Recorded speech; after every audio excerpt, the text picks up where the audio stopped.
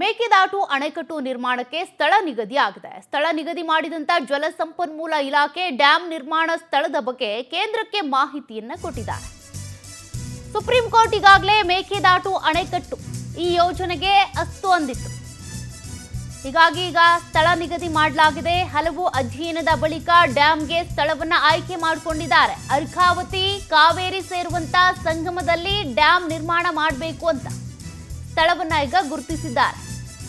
99 metre ಎತ್ತರ ಅಣೆಕಟ್ಟು ನಿರ್ಮಿಸುವಂತ ಅಂದಾಜು ಇದೆ. ಒಂದು ಪ್ಲಾನ್ 67.16 ಟಿಎಂಸಿ ನೀರು ಸಂಗ್ರಹ ಸಾಮರ್ಥ್ಯದ ಡ್ಯಾಮ್ ಅನ್ನ ನಿರ್ಮಾಣ ಮಾಡಬೇಕು ಅನ್ನೋದು ಒಂದು ಯೋಜನೆ.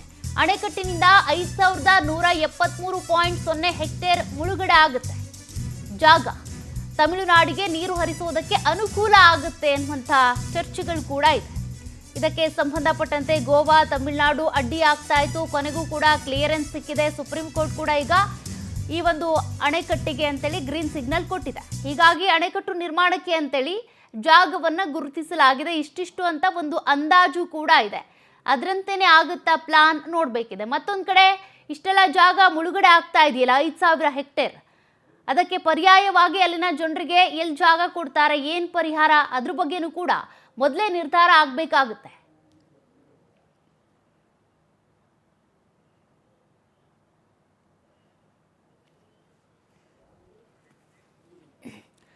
ನೋಡಿ, ಮೇಕೆದಾಟು ಯೋಜನೆಯಿಂದಾಗಿ 5000 ಹೆಕ್ಟೇರ್ ಪ್ರದೇಶ ಏನಿದೆ ಮುಳುಗಡೆ ಆಗುತ್ತೆ.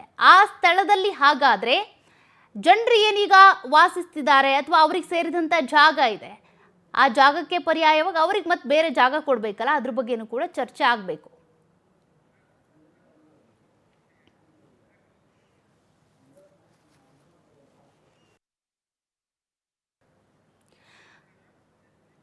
ಮತ್ತಷ್ಟು ಡೀಟೇಲ್ಸ್ ಕೊಡ್ತಾರೆ ಪ್ರತಿನಿಧಿ ಸಂತೋಷ್ ಹೊಸಳ್ಳಿ. ಸಂತೋಷ್, ಈಗಾಗಲೇ ಡಿಸಿಎಂ ಡಿಕೆ ಶಿವಕುಮಾರ್ ಅವರು ಈ ನಾಯಕತ್ವ ಬದಲಾವಣೆಯ ಚರ್ಚೆ ಮಧ್ಯೆನೇ ದೆಹಲಿಗೆ ಹೋಗ್ತಿದ್ದಾರೆ. ಯಾತಕ್ಕಾಗಿ?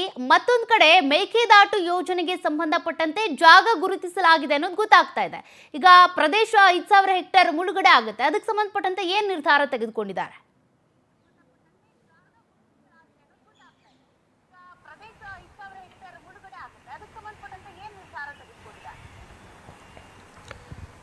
ಸೌಖ್ಯ, ಪ್ರಮುಖವಾಗಿ ಗಮನಿಸಬೇಕಾಗಿರುವಂಥ ವಿಚಾರ, ಡಿಸಿಎಂ ಡಿಕೆ ಶಿವಕುಮಾರ್ ಅವರು ದೆಹಲಿಗೆ ಬರ್ತಿರುವಂತದ್ದು ಒಂದು ಸ್ಪಷ್ಟವಾಗಿ ಜಲಸಂಪನ್ಮೂಲ ಇಲಾಖೆಯಲ್ಲಿ ಈಗಾಗಲೇ ನಿಗದಿಯಾಗಿರುವಂತಹ ಮಾಹಿತಿ ಅನ್ವಯ ಏನಿದೆ, ಮೇಕೆದಾಟು ಅಣೆಕಟ್ಟನ್ನು ಕಟ್ಟಬೇಕಾಗಿರುವಂತಹ ಸ್ಥಳವನ್ನ ಈಗಾಗಲೇ ನಿಗದಿಯನ್ನ ಮಾಡಲಾಗಿದೆ.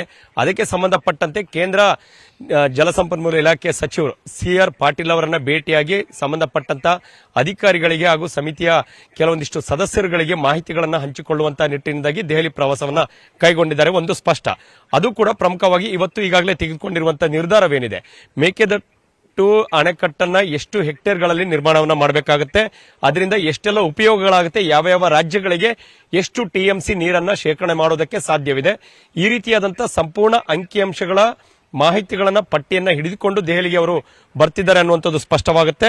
ಕಾವೇರಿ ಮತ್ತು ಅರ್ಕಾವತಿ ನದಿಯ ಸಂಗಮದ ಕೆಳಭಾಗದಿಂದ ಸುಮಾರು 2 ಕಿಲೋಮೀಟರ್ ದೂರದಲ್ಲಿ ಈ ಒಂದು ಅಣೆಕಟ್ಟು ನಿರ್ಮಾಣ ಮಾಡೋದಕ್ಕೆ ಈಗ ನಿರ್ಧಾರವನ್ನ ಮಾಡಿಕೊಂಡಿರುವಂತದ್ದು. ಸುಮಾರು 2.5-3 ವರ್ಷಗಳಿಂದಲೂ ಕೂಡ ಸಾಕಷ್ಟು ಅಧ್ಯಯನಗಳನ್ನ ತಜ್ಞರು ಮಾಡಿದ್ರನ್ನ ಇಲ್ಲಿ ಗಮನಿಸಬೇಕಾಗುತ್ತೆ. ಕೇಂದ್ರ ಸರ್ಕಾರ ಕೂಡ ಕೆಲವೊಂದಿಷ್ಟು ಸಮಿತಿಗಳನ್ನು ಕಳಿಸಲಾಗಿತ್ತು. ರಾಜ್ಯ ಸರ್ಕಾರವು ಕೂಡ ಕೆಲವೊಂದಿಷ್ಟು ತಜ್ಞರ ಸಮಿತಿಯನ್ನ ನೇಮಕ ಮಾಡಿ ಅಲ್ಲಿ ಅಧ್ಯಯನದ ಬಳಿಕ ಈ ಒಂದು ನಿಲುವಿಗೆ ಈಗಾಗಲೇ ಬಂದಿರುವಂತಹ ನೆಲೆ ಗಮನಿಸಬೇಕಾಗುತ್ತೆ. ಜೊತೆಗೆ ಮುಖ್ಯವಾಗಿ ಸಾಕಷ್ಟು ವಿವಾದಗಳು ಜೊತೆಗೆ ಚರ್ಚೆಗಳಾಗಿತ್ತು ಸಾಮಾಜಿಕ ತಾಣದಲ್ಲಿ.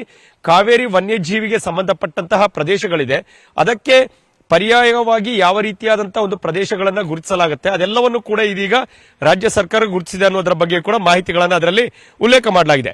ಒಟ್ಟು 67.16 TMC ನೀರನ್ನ ಸಂಗ್ರಹ ಮಾಡೋದಕ್ಕೆ ಸಾಧ್ಯವಿದೆ ಅನ್ನುವಂಥದ್ದನ್ನು ಕೂಡ ಈಗಾಗಲೇ ಈ ಒಂದು ವರದಿಯಲ್ಲಿ ಉಲ್ಲೇಖವನ್ನ ಮಾಡಲಾಗಿದೆ. ಇದರಿಂದಾಗಿ ತಮಿಳುನಾಡು ಪದೇ ಪದೇ ಕಾವೇರಿ ನೀರನ್ನ ಕರ್ನಾಟಕ ಹರಿಸ್ತಾ ಇಲ್ಲ ಅನ್ನುವಂಥ ಆರೋಪವನ್ನ ಪ್ರತಿ ಬಾರಿಯೂ ಕೂಡ ಆರೋಪವನ್ನ ಮಾಡ್ತಾ ಇತ್ತು. ಜೊತೆಗೆ ನೀರು ಹರಿಸೋದಕ್ಕೂ ಕೂಡ ಕರ್ನಾಟಕದಿಂದ ಸಾಧ್ಯವಾಗ್ತಿರ್ಲಿಲ್ಲ.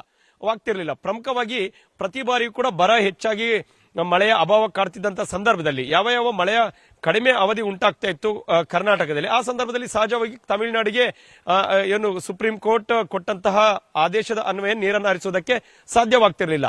ಹಾಗಾಗಿ ಈ ಒಂದು ಯೋಜನೆಯಿಂದಾಗಿ ತಮಿಳುನಾಡು ಇರ್ಬೋದು, ಜೊತೆಗೆ ಪುದುಚೇರಿ, ಹೀಗೆ ಯಾವುದೇ ಒಂದು ರಾಜ್ಯಕ್ಕೆ ಈಗಾಗಲೇ ಕಾವೇರಿ ವಿವಾದಕ್ಕೆ ಸಂಬಂಧಪಟ್ಟಂತ ಒಂದು ವ್ಯಾಜ್ಯಗಳನ್ನ ಸಂಪೂರ್ಣವಾಗಿ ಅಳಿಸಿ ಹಾಕುವುದಕ್ಕೆ ಈ ಒಂದು ಯೋಜನೆ ಸಂಪೂರ್ಣವಾಗಿ ಸಕಾರಾತ್ಮಕವಾಗುತ್ತೆ ಅನ್ನುವಂಥದ್ದನ್ನು ಈಗಾಗಲೇ ಈ ಒಂದು ಅಧ್ಯಯನದಲ್ಲಿ ಹೇಳಲಾಗಿದೆ. ಹಾಗಾಗಿ ನಾಳೆ ದೆಹಲಿಗೆ ಬರ್ತಿರುವಂತಹ ಡಿ.ಕೆ. ಶಿವಕುಮಾರ್ ಕೇಂದ್ರದ ಸಚಿವರುಗಳನ್ನ ಭೇಟಿಯಾಗಿ ತಮ್ಮ ಮಾತುಕತೆಯನ್ನ ರಾಜ್ಯದ ಪರ ಮಾಡಲಿದ್ದಾರೆ. ಸೌಖ್ಯ. ಓಕೆ, ಥ್ಯಾಂಕ್ ಯು ಸಂತೋಷ್ ಮಾಹಿತಿಗೆ.